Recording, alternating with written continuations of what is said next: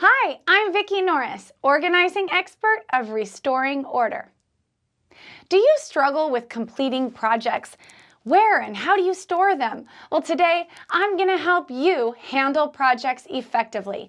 You know the kind of paper I'm talking about, that pesky kind that floats around until you complete it. So what's the difference between projects and other kinds of paper? Unlike hot or immediate paper, you can't just tackle a project in one step. It has multiple steps, multiple pieces of paper. Most importantly, it has a shelf life. It's going to be around for a while. So I want to show you some different examples of both personal and professional projects. Over here, these are some of my actual personal projects. Here's a home improvement file that I continuously add to and I work off of. Then here's a scheduled vacations file. And finally, travel ideas. Here are some of my professional files. I've got an idea file for all the writing that I do, a recurrent meeting that I have all the time.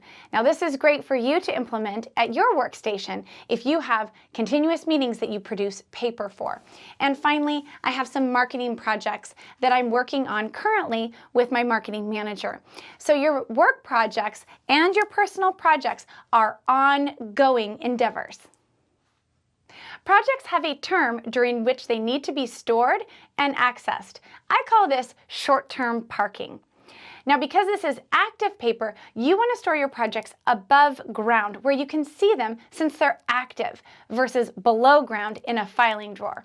And since with projects we are dealing with multiple pieces of paper, I like a file folder format for your projects so that you can keep related paperwork together.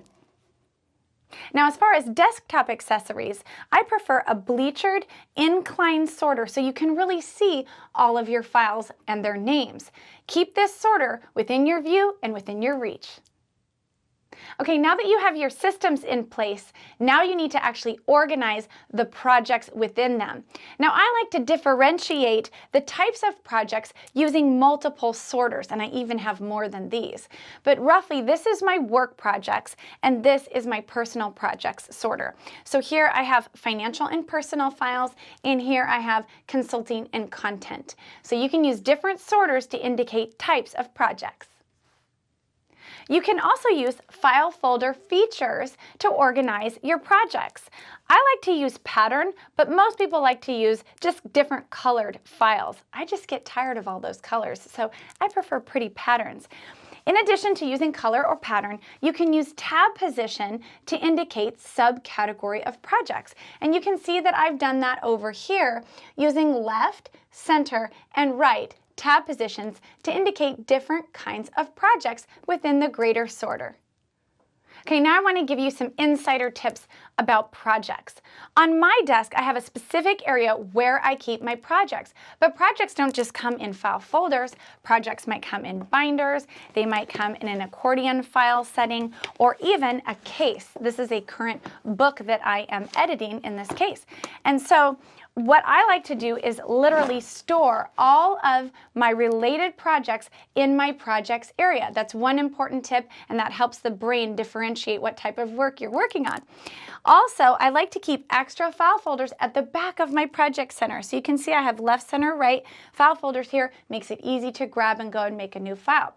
Finally, I had to share this with you.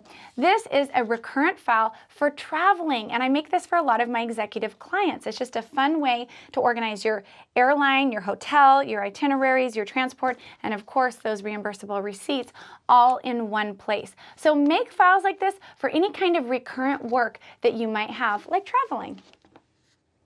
I've been in a lot of workspaces where people did get paperwork in the files. Great, that's step one. But then they failed when they didn't label the file at all. Labeling is really important when it comes to your projects. And you want to label in a consistent manner with consistent font size so it all looks nice, it's easy on the eye. And of course, you want to label the sorter itself if you do have multiple sorters.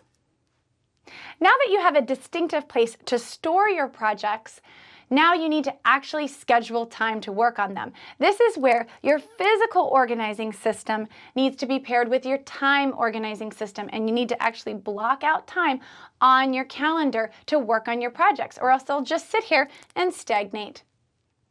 I've included all of these ideas in my related blog, Handling Projects. And while you're on the blog, check out the whole Reclaim Your Paper blog category. Here's to handling paper like a boss. Well, I hope you are learning a lot about how to manage paper. If you like this video, please subscribe to my channel.